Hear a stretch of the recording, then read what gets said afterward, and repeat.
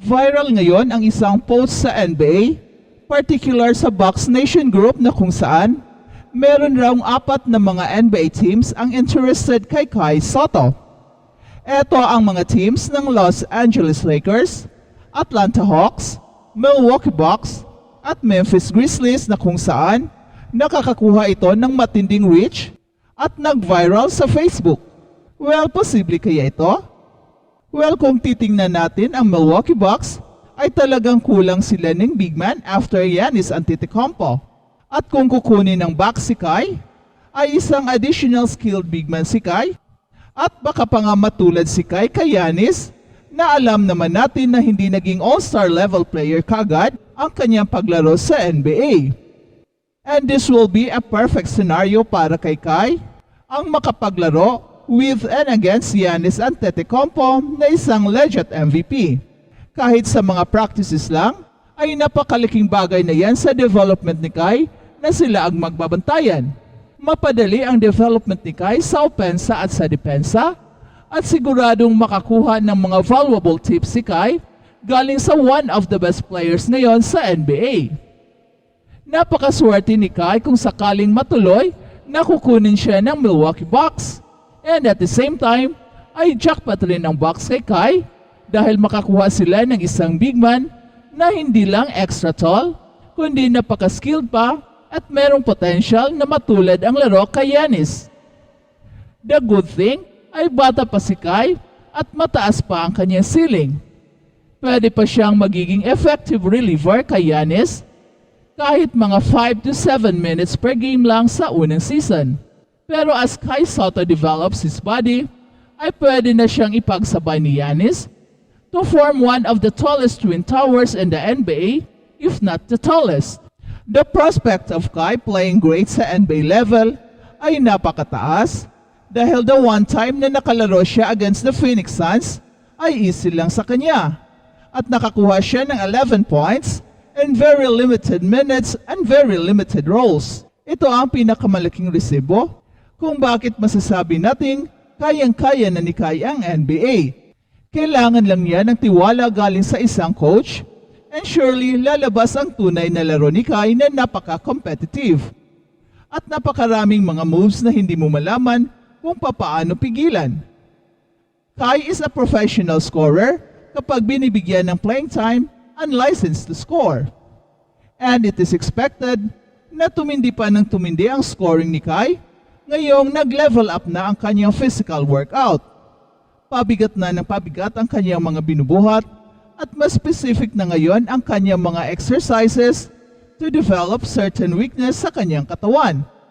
The good thing ay, meron ng strength and conditioning coach si Kai na kung saan tinutukan ang mga kailangan pa niya upang tataas pa to the next level ang laro ni Kai. Kung sa skills ay magaling na si Kai, at mas lalo pa siyang gagaling ngayon dahil sa kanyang newfound strength and power na madadala niya sa NBA. And we have to acknowledge the hard work na ginagawa ni Kai upang maabot niya ang level sa NBA. Hindi siya nagpapabaya at ginagawa niya ang lahat upang mabubuhay muli ang kanyang NBA dream. And the reward is a possible NBA contract with the Milwaukee Bucks.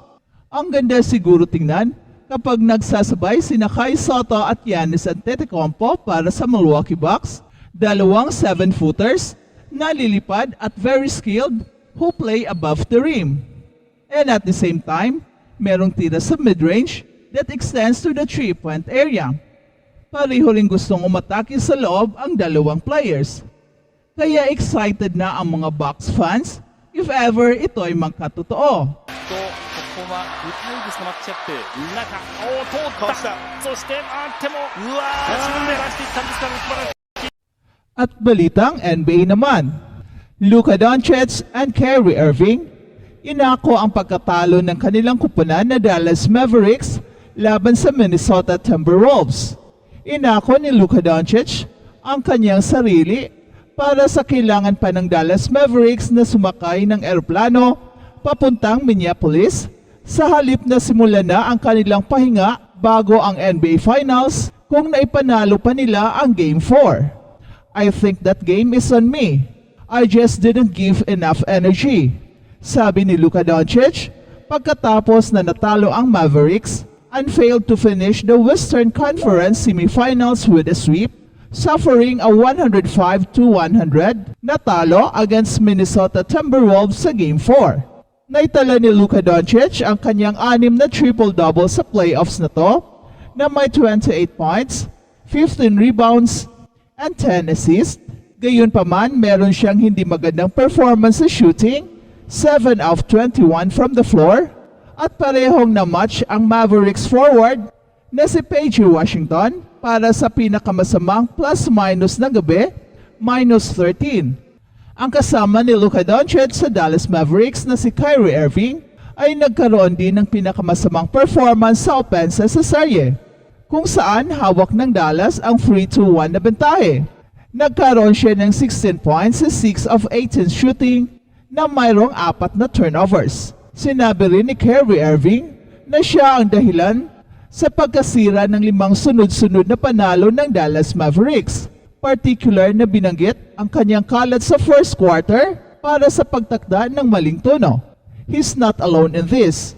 I expect him to say something like that, especially knowing how much he cares and how much he wants to win and how much he wants to lead our group. So I expect nothing less. I think you heard me too. Just say it's on me. That's what you're supposed to hear from your leaders of your team. At yan naman ang sabi ni Kyrie Irving. Binago ng Minnesota Timberwolves ang pangunahing mga defensive assignments sa star duo ng Dallas Mavericks. Si Jaden McDaniels na may assignment kay Luka Doncic para sa unang 3 laro ng serye ay tumakbo kay Kyrie Irving sa Game 4. At si Anthony Edwards naman ang nag-defend kay Luka Doncic matapos na maglaan ng karamihan ng unang 3 laro sa pag-defend kay Kyrie Irving. It's not on them. It's on us as a team. Yan naman ang sabi ng Mavs forward na si Derrick Jones Jr.